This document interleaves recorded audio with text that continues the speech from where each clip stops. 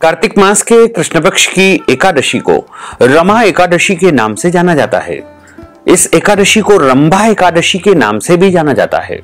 इस बार एकादशी तिथि का प्रारंभ 16 अक्टूबर 2025 गुरुवार की सुबह 10:36 से हो जाएगा, जो कि 17 अक्टूबर 2025 शुक्रवार की सुबह 11:13 पर एकादशी तिथि समाप्त हो जाएगी। उदया तिथि में गोवत्स द्वादशी युक्त हरिवासर शुद्ध एकादशी का जो व्रत है वो 17 अक्टूबर 2025 शुक्रवार के दिन ही रहेगा। इसी दिन सभी भक्तजनों, माताओं, बहनों को एकादशी का व्रत रखना चाहिए और इस एकादशी व्रत का पारणा 18 अक्टूबर 2025 शनिवार यानी धनतेरस प्रदोष की सुबह 6:42 से लेकर के 8:42 तक कर लेना चाहिए। यानी पारणा करने का जो दिन है वो 18 अक्टूबर रहेगा। दशमी तिथि के नियमों का जो पालन है वो 16 अक्टूबर 2025 गुरुवार को करना है। वहीं 17 अक्टूबर 2025 शुक्रवार को एकादशी का व्रत रखना है और 18 अक्टूबर 2025 शनिवार को व्रत का पारणा कर लेना है। इस प्रकार सभी भक्तजन, माताएं, बहनें 17 अक्टूबर 2025 शुक्रवार के दिन ही एकादशी का व्रत रखेंगे। अगले दिन कोई और व्रत करना हो, जैसे प्रदोष का व्रत है, धनतेरस का व्रत है या गोवत्स द्वादशी का व्रत है, तो ऐसे में व्रत का पारणा फल, जल या फलाहारी वस्तु से आप कर सकते हैं। जो भी भक्तजन, माताएं, बहनें एकादशी का व्रत करते हैं उनको एकादशी व्रत कथा ब्राह्मण देवता के मुख से अवश्य सुनना चाहिए, क्योंकि ब्रह्म वाक्य जनार्दन।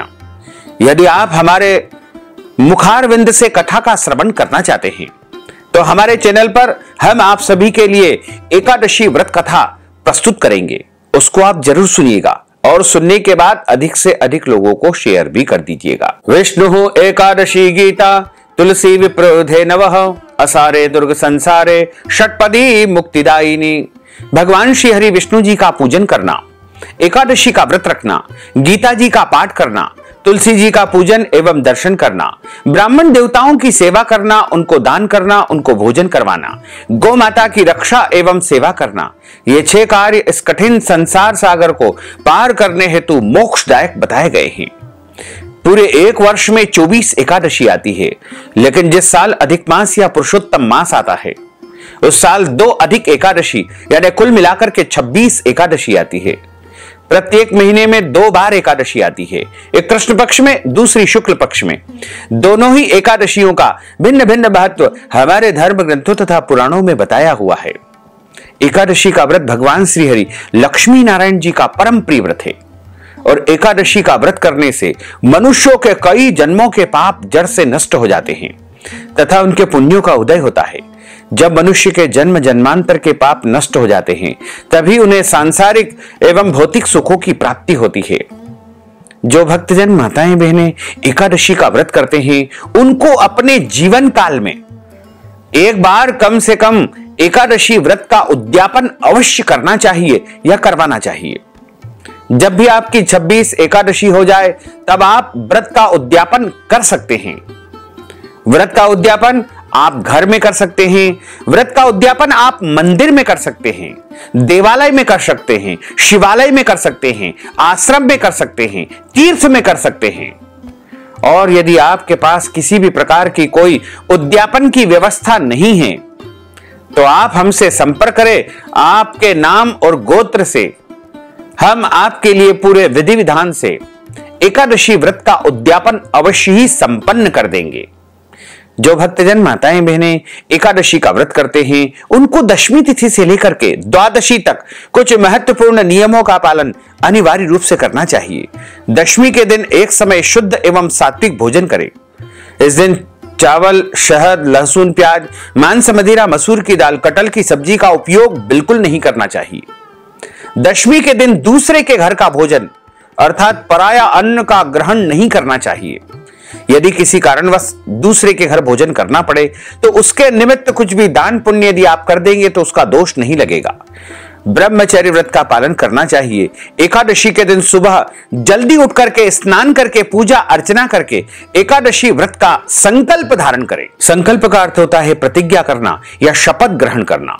पद्म पुराण के उत्तरखंड के अध्याय 64 में श्लोक नंबर 34 में लिखा हुआ है, एकादश्याम निराहार स्थित्वा हम परेहनि भोक्ष्यामि पुंडरीकाक्ष शरणम में भवाच्युत। हे कमल नयन, हे भगवान अच्युत, मैं एकादशी के दिन निराहार रह करके अगले दिन ही भोजन करूंगा। इस प्रकार आप यदि ये उच्चारण कर देंगे तो भी आपका संकल्प हो जाएगा। लेकिन आपके घर में संकल्प करने की व्यवस्था है तो शुद्ध घी या तिल के तेल का दीपक जलाएं। पूजा की थाली में रोली अक्षत के स्थान पर जौ, तिल, तुलसी जी का पत्ता, पीले पुष्प, कुछ दक्षिणा, सुपारी रख करके और हाथ में जल रख करके इस प्रकार मुद्रा बना करके और आप बोलिएगा, सभी वस्तुओं को हाथ में रख करके आप बोलिएगा, ओम विष्णवे नमः, ओम विष्णवे नमः, ओम विष्णवे नमः।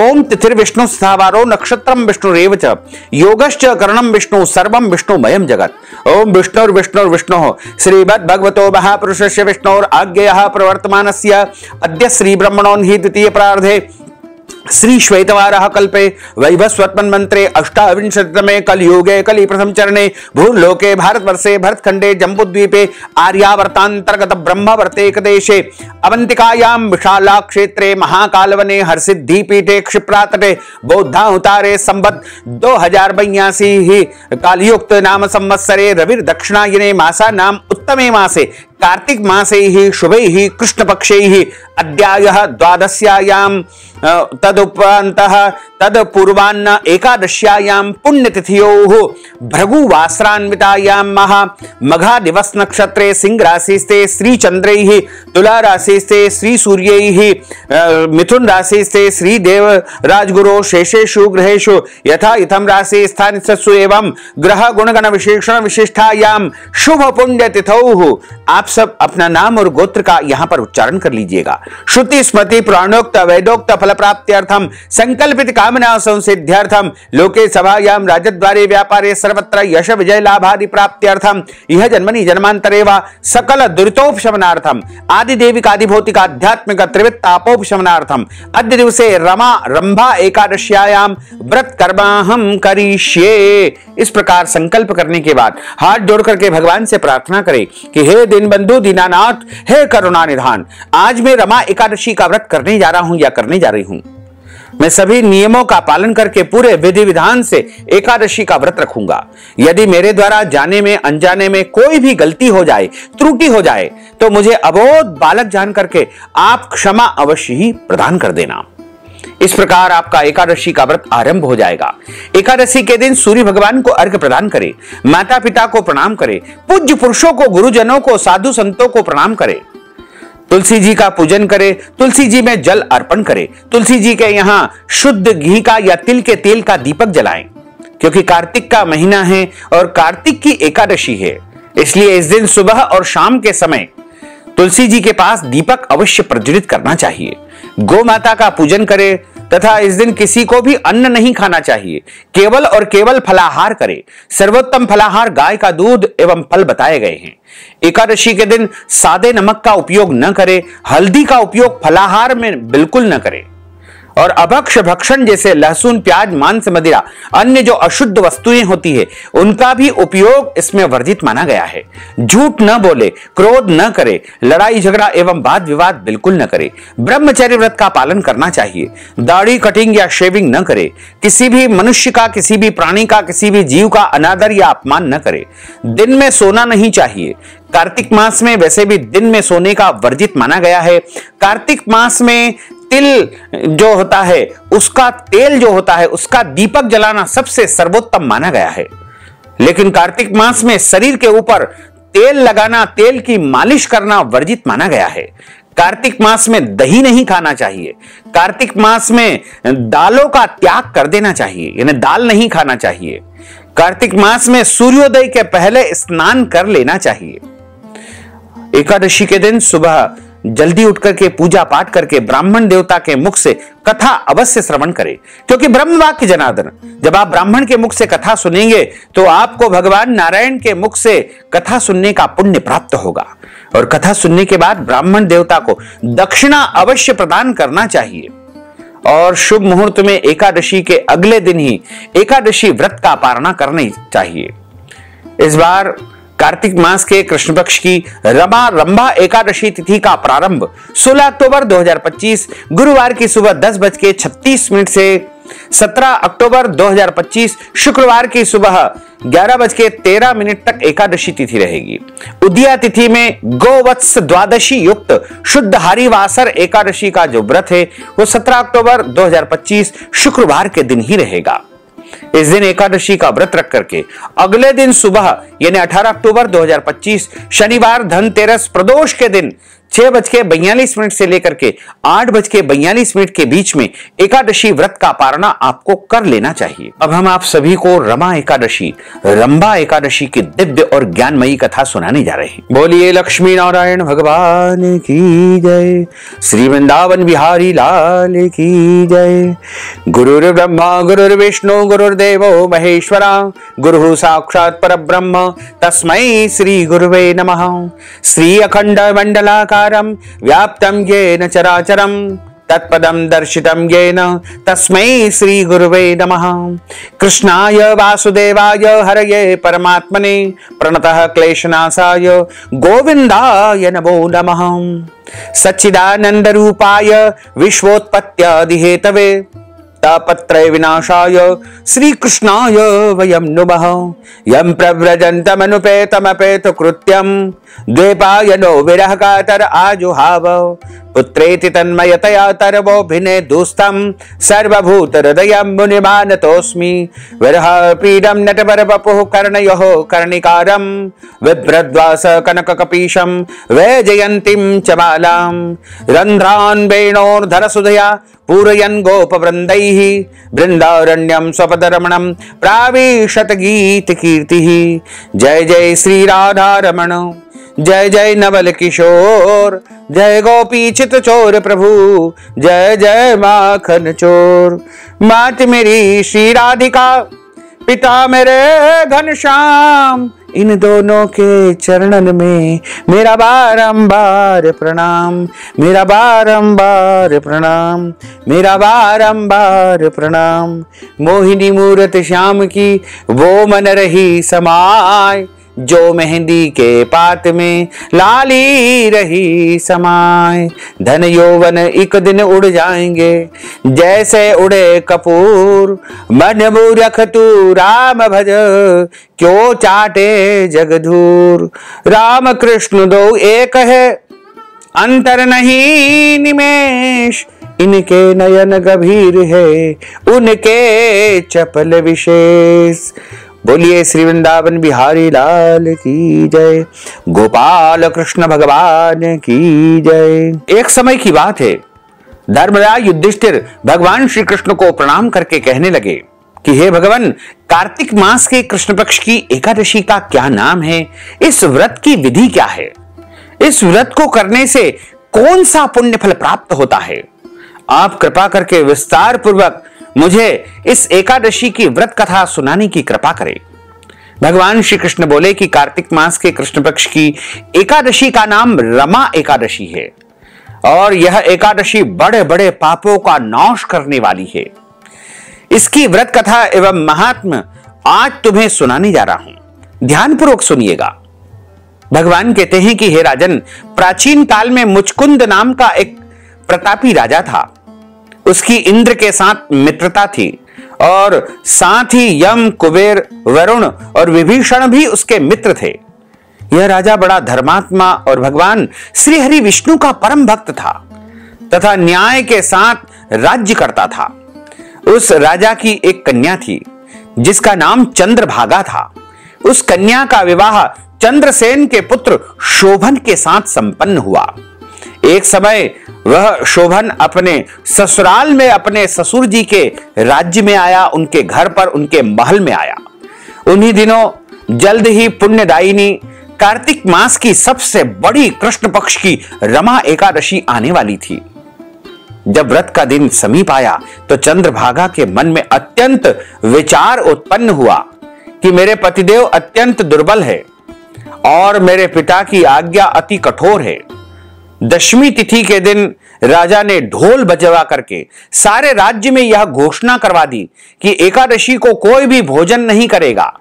ढोल की घोषणा सुनते ही शोभन को अत्यंत चिंता हुई और अपनी पत्नी से कहने लगे कि हे प्रिय, अब क्या करना चाहिए? मैं किसी भी प्रकार से भूख सहन नहीं कर सकूंगा। मैं भूख सहन करने में असमर्थ हूं। कोई ऐसा उपाय बताओ कि जिससे मेरे प्राण बच सके, अन्यथा मेरे प्राण अवश्य चले जाएंगे।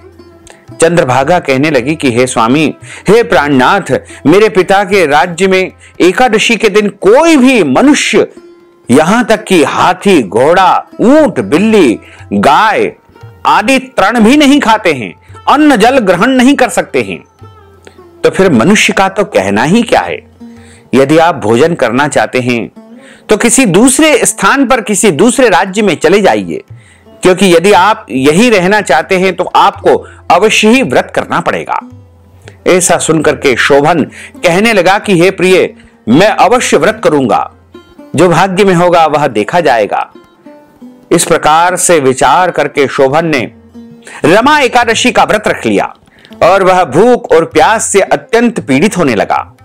जब सूर्य नारायण अस्ताचल की ओर गए और रात्रि को जागरण का समय आया, जो वैष्णवों को अत्यंत हर्ष देने वाला था, परंतु शोभन के लिए अत्यंत दुखदायी हुआ।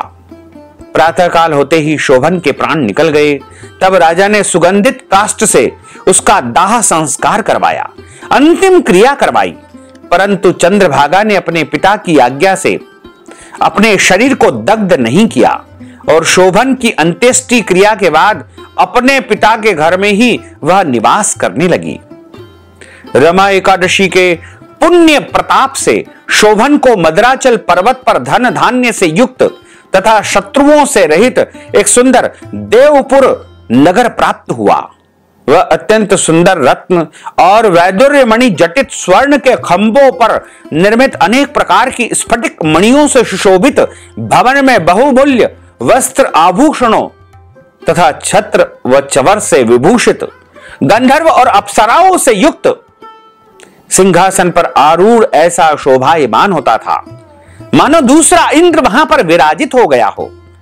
एक समय मुचकुंद नगर में रहने वाले एक सोम शर्मा नामक विद्वान ब्राह्मण तीर्थ यात्रा करते करते घूमते घूमते उधर जा निकले और उन्होंने शोभन को पहचान लिया और कहा कि यह तो हमारे राजा का जमाई है शोभन। उसके निकट पहुंच गए। शोभन भी उन्हें पहचान करके अपने आसन से उठ करके उनके पास गया और उनको प्रणाम किया, कुशल प्रश्न किया। ब्राह्मण ने कहा कि राजा, मुचकुंद और आपकी पत्नी कुशल से हैं, नगर में भी सभी प्रकार से आनंद और कुशलता है, परंतु हे राजन, हमें आश्चर्य हो रहा है। आप अपना वृत्तांत कहिए कि ऐसा सुंदर नगर जो न कभी देखा है न कभी सुना है, आपको कैसे प्राप्त हो गया? तब शोभन बोला कि कार्तिक मास के कृष्ण पक्ष की रमा एकादशी का व्रत करने से मुझे यह नगर प्राप्त हुआ है, परंतु यह अस्थिर है। यह स्थिर हो जाए ऐसा उपाय कीजिए। ब्राह्मण कहने लगा कि हे राजन, यह स्थिर क्यों नहीं है और कैसे स्थिर हो सकता है, आप बताइए, फिर मैं अवश्य में यह उपाय करूंगा। मेरी इस बात को आप मिथ्या न समझिए। शोभन ने कहा कि मैंने इस व्रत को श्रद्धा रहित होकर के किया है, अतः यह सब कुछ अस्थिर है। यदि आप मुचकुंद की कन्या चंद्रभागा को यह सब वृत्तांत कहे तो यह स्थिर हो जाएगा। ऐसा सुनकर के उस श्रेष्ठ ब्राह्मण ने अपने नगर लौट करके चंद्रभागा से सारा वृत्तांत कह करके सुनाया। ब्राह्मण के वचन को सुनकर के चंद्रभागा बड़ी प्रसन्नता से ब्राह्मण से कहने लगी कि हे ब्राह्मण देवता, ये सब बातें आपने प्रत्यक्ष देखी है या स्वप्न की बातें बता रहे हैं? ब्राह्मण कहने लगे कि हे पुत्री, मैंने महावन में तुम्हारे पति को प्रत्यक्ष देखा है, साथ ही किसी से विजय न हो ऐसा देवताओं के नगर के समान उनका नगर भी मैंने देखा है।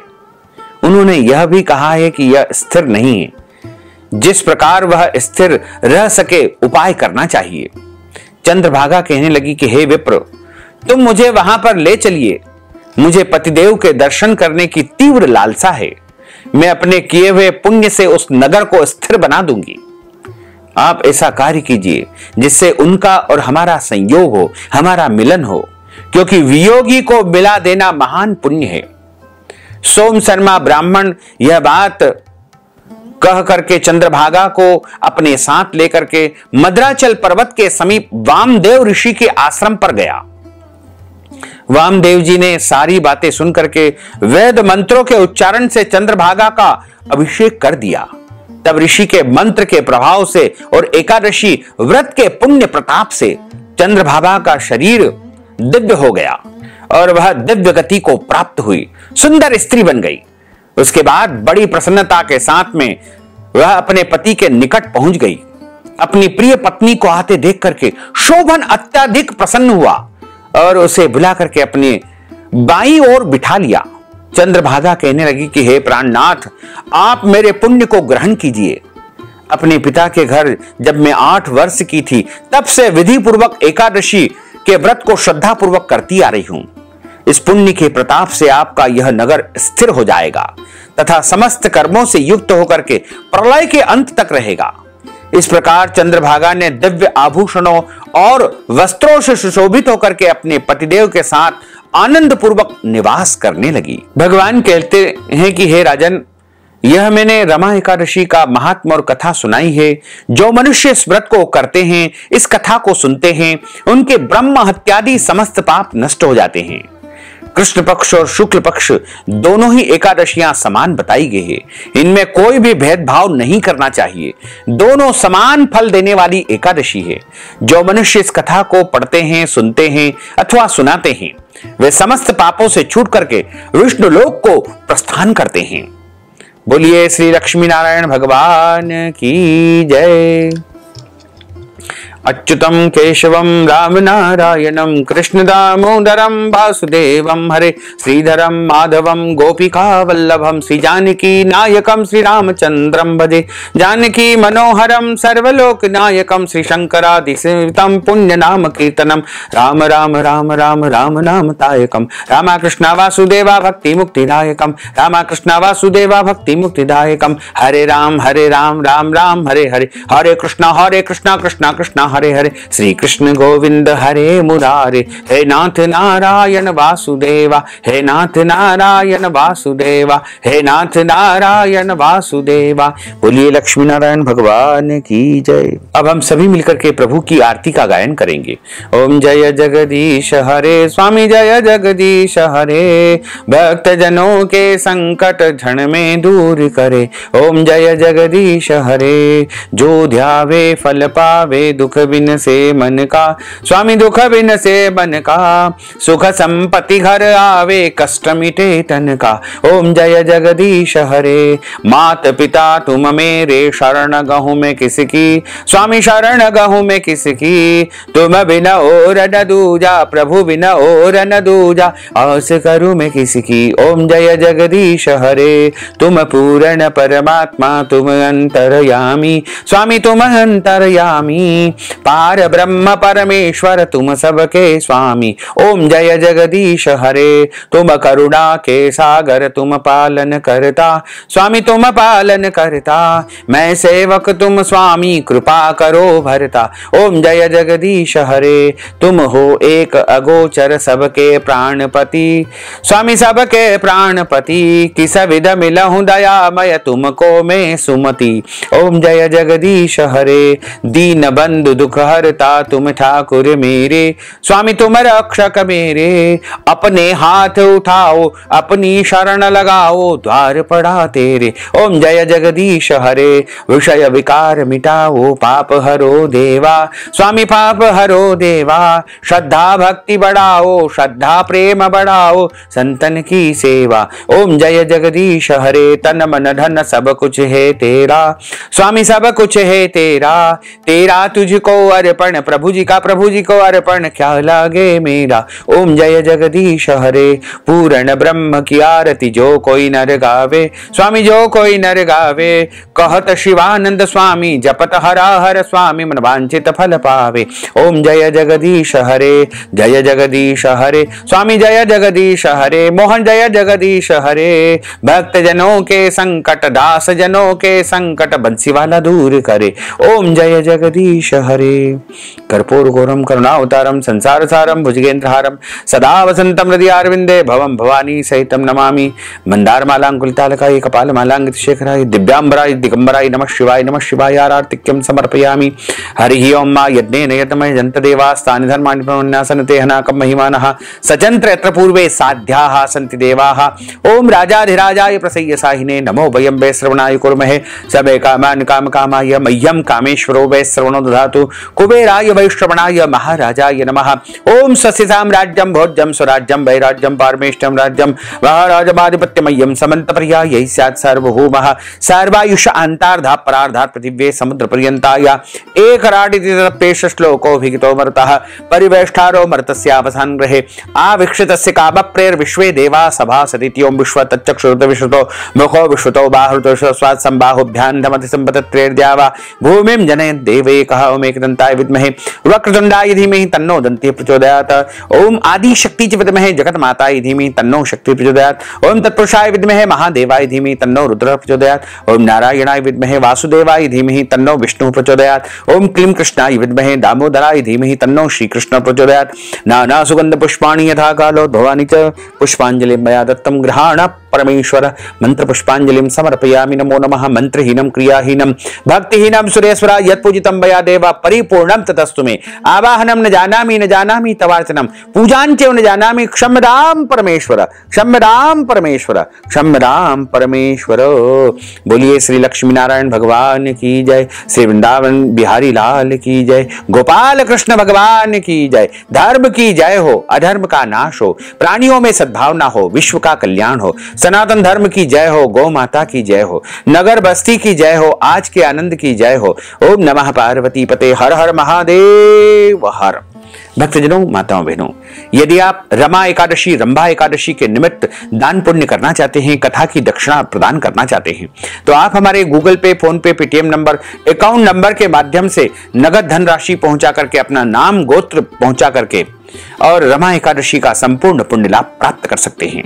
साथ ही आप सभी से अनुरोध है कि हमारे इस ज्ञानवर्धक वीडियो को अधिक से अधिक लोगों को, भक्तजनों को, माताओं बहनों को, अपने चिर परिचितों को, रिश्तेदारों को, मित्रों को शेयर करके कार्तिक मास की रमा एकादशी का पुण्य फल अवश्य प्राप्त करिएगा।